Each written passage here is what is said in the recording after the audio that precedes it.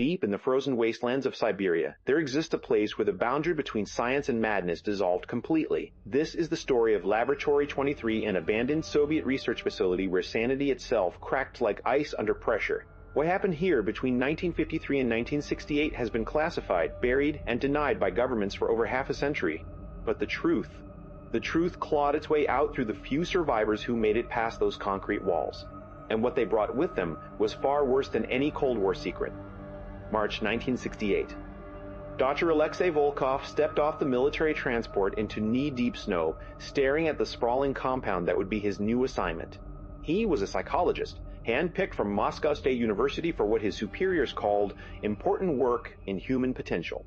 But as the iron gates closed behind him, the facility's director, Colonel Dmitry Kresnikov, gave him a different kind of briefing. "Forget everything they told you in Moscow, Doctor," Kresnikov said, his breath forming clouds in the frigid air. Laboratory 23 is not about potential. It's about limits. How far can the human mind bend before it breaks? That's what we discover here. As they walked through the main corridor, Alexei noticed the other staff researchers who wouldn't meet his eyes, guards who gripped their rifles too tightly, a nurse who whispered prayers under her breath. An older scientist named Dr. Petrov pulled him aside that first night.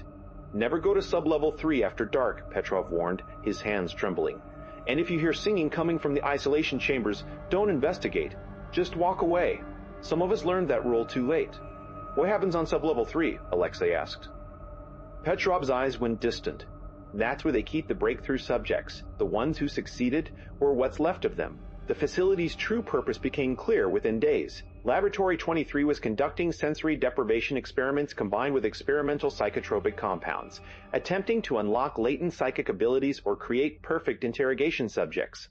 The details vary depending on who you asked, but the screaming from the lower levels, that was constant. Alexei was assigned to monitor Subject 47, a former naval officer named Victor who'd volunteered for the program 6 months earlier. When Alexei entered the observation room, he found Victor sitting motionless in a pure white chamber, staring at walls that had been his only view for 180 days. "How long has he been like that?" Alexei asked the technician. "Since yesterday. He hasn't blinked in 14 hours. Then Victor spoke, his voice crackling through the intercom. "The walls are breathing, Doctor. Can't you see them? They inhale our thoughts and exhale our fears. I've been counting the breaths. 73,216 so far." Over the following weeks, Alexei documented the impossible. Subjects who could describe events happening in sealed rooms, others who aged years and days, their hair turning white, skin sagging. One woman who insisted time was moving backward, that she could see her own arrival at the facility approaching in reverse, but it was sub-level 3 that truly shattered his understanding of reality. One night following distant singing, Alexei violated Petrov's warning and descended the rusted stairs.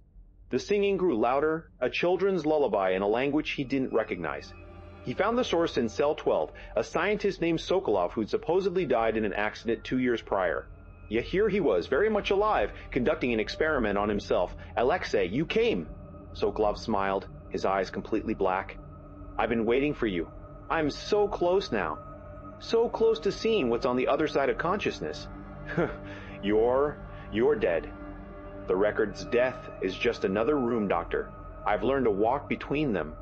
Sokolov gestured to the walls covered in equations written in what looked like blood. Time doesn't flow here. It pools. It stagnates. Some of us have been here for centuries, even though the facility is only 15 years old. Can you feel it? And God help him, Alexei could. The air felt thick, gelatinous. His watch had stopped. The singing continued, but now he realized it was coming from inside his own head. He ran. When he reached the surface level, only minutes had passed on the facility clocks, but his hair had streaks of gray that hadn't been there before, and his hand shook with what felt like years of accumulated terror. The final incident came 3 weeks later. All of Sublevel 3 began screaming simultaneously at 3017 a.m. Not the subjects, the rooms themselves. The subjects, the rooms themselves, a sound like metal tearing mixed with human agony. Alexei watched through security monitors as the walls of the isolation chambers seemed to ripple and pulse. Then, impossibly, subjects began walking through solid concrete, emerging in different cells, different levels, some appearing in multiple locations at once. Colonel Krasnikov ordered an immediate evacuation and seal. Laboratory 23 was to be abandoned and buried in official records. But here's what the documents released in 1991 revealed. The Soviet government had been testing a combination of LSD derivatives, sensory deprivation, and electromagnetic frequency manipulation. The goal was mind control, but the result was mass psychosis. Every researcher, every subject, every guard had been exposed to aerosolized psychotropic compounds for years. What they experienced wasn't supernatural, it was a collective hallucination so powerful that it created a shared false reality. Or was it? Because here's the unsettling truth. 3 researchers who were documented as dying inside Laboratory 23 had been spotted over the decades unchanged, unaged, always near sites of similar government experiments. And the facility itself? When explorers finally breached it in 2003, they found the isolation chambers still running, still occupied, with subjects who shouldn't exist recording observations in logbooks with tomorrow's dates. The scariest monsters aren't supernatural. They're the ones we create in the name of progress, the experiments we justify, the boundaries we cross, the minds we break trying to weaponize human consciousness. Laboratory 23 reminds us that sometimes the abyss doesn't just stare back. Sometimes it opens a door and invites you in. Stay vigilant. Question authority. And if you want more story from history's darkest corners, the classified files they try to bury, subscribe now.